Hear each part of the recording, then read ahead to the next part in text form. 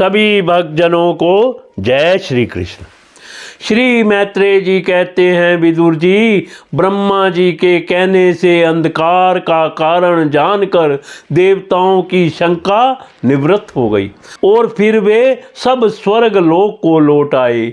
इधर दिति को अपने पतिदेव के कथनानुसार पुत्रों की ओर से उप्रवादी की आशंका बनी रहती थी। इसीलिए जब पूरे 100 वर्ष बीत गए तब उसी साध्वी ने 2 यमज जुड़वे पुत्र उत्पन्न किए। उनके जन्म लेते समय स्वर्ग, पृथ्वी और अंतरिक्ष में अनेकों उत्पात होने लगे, जिनसे लोग अत्यंत भयभीत हो गए। जहाँ तथा पृथ्वी और पर्वत कांपने लगे, सब दिशाओं में दाह होने लगा, जगह जगह उल्कापात होने लगा, बिजलियां गिरने लगी और आकाश में अनिष्ट सूचक धूमकेतु, पूछल तारे दिखाई देने लगे।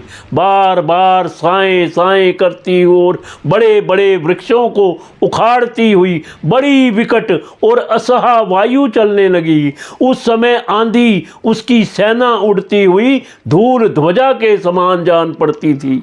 बिजली जोर जोर से चमककर मानो खिलखिला रही थी। घटाओं ने ऐसा सघन रूप धारण किया कि सूर्य, चंद्र आदि ग्रहों के लुप्त हो जाने से आकाश में गहरा अंधेरा छा गया।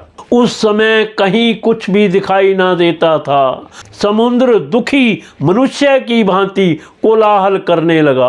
उसमें ऊंची ऊंची तरंगें उठने लगी और उसके भीतर रहने वाले जीवों में बड़ी हलचल मच गई। नदियों तथा अन्य जलाशयों में भी बड़ी खलबली मच गई और उनके कमल सूख गए। सूर्य और चंद्रमा बार बार ग्रसे जाने लगे तथा उनके चारों ओर अमंगल सूचक मंडल बैठने लगे। बिना बादलों के ही गर्जने का शब्द होने लगा तथा गुफाओं में से रथ की धड़धड़ाहट का शब्द निकलने लगा। गांवों में गीदड़ और उल्लुओं के भयानक शब्द के साथ ही सियारियां मुख से दहकती हुई आग उगलकर बड़ा अमंगल शब्द करने लगी। जहां जहां कुत्ते अपने गर्दन ऊपर उठाकर कभी गाने और कभी रोने के समान भांति भांति के शब्द करने लगे। विदुर जी, झुंड के झुंड गधे अपने कठोर खुरों से पृथ्वी खोदते और रेंकने का शब्द करते मतवाले होकर इधर उधर दौड़ने लगे। पक्षी गधों के शब्द से डरकर रोते चिल्लाते अपने घोंसलों से उड़ने लगे। अपनी खिरकों में बंधे हुए और वन में चरते हुए गायें, बैल आदि पशु डर के मारे मल मूत्र त्यागने लगे। गायें ऐसे डर गई कि दूने पर उनके थनों से खून निकलने लगा। बादल पीब की वर्षा करने लगे। देव मूर्तियां की आंखों से आंसू बहने लगे और आंधी के बिना ही वृक्ष उखड़ उखड़ कर गिरने लगे।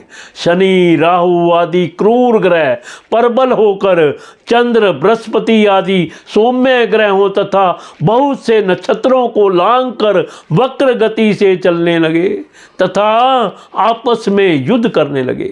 ऐसे ही और भी अनेकों भयंकर उत्पात देखकर सनकादि के सिवा और सब जीव भयभीत हो गए तथा उन उत्पातों का मर्म ना जानने के कारण उन्होंने यही समझा कि अब संसार का प्रलय होने वाला है। वे दोनों आदि दैत्य जन्म के अनंतर शीघ्र ही अपने फौलाद के समान कठोर शरीरों से बढ़कर महान पर्वतों के सदृश हो गए तथा उनका पूर्व पराक्रम भी प्रकट हो गया। वे इतने ऊंचे थे कि उनके स्वर्णमय मुकुटों का अग्रभाग स्वर्ग को स्पर्श करता था और उनके विशाल शरीरों से सारी दिशाएं आच्छादित हो जाती थी। उनकी भुजाओं में सोने के बाजूबंद चमचमा रहे थे। पृथ्वी पर जो वे एक एक कदम रखते थे उससे भूकंप होने लगता था और जब वे खड़े होते थे तब उनकी जगमगाती हुई चमकीली करधनी से सुशोभित कमर अपने प्रकाश से सूर्य को भी मात करती थी। वे दोनों यमज थे। प्रजापति कश्यप जी ने उनका नामकरण किया। उनमें से जो उनके वीर्य से दिति के गर्भ में पहले स्थापित हुआ था उसका नाम हिरण्याकश्यपु रखा और जो दिति के उदर से पहले निकला वह हिरण्याकश के नाम से विख्यात हुआ। हिरण्याकश्यपु ब्रह्मा जी के वर्ष से मृत्यु भय से मुक्त हो जाने के कारण बड़ा उद्यत हो गया था। उसने अपनी भुजाओं के बल से लोकपालों के सहित तीनों लोकों को अपने वश में कर लिया। वह अपने छोटे भाई हिरण्याक्ष को बहुत चाहता था और वह भी सदा अपने बड़े भाई का प्रिय कार्य करता रहता था। एक दिन वह हिरण्याक्ष हाथ में गदा लिए हुए युद्ध का अवसर ढूंढता हुआ स्वर्ग लोक में जा पहुंचा। उसका वेग बड़ा असह्य था। उसके पैरों में सोने के नुपुरों की झनकार हो रही थी। गले में विजय सूचक माला धारण की हुई थी और कंधे पर विशाल गदा रखी हुई थी। उसके मनोबल, शारीरिक बल तथा ब्रह्मा जी के वर ने उसे मतवाला कर रखा था।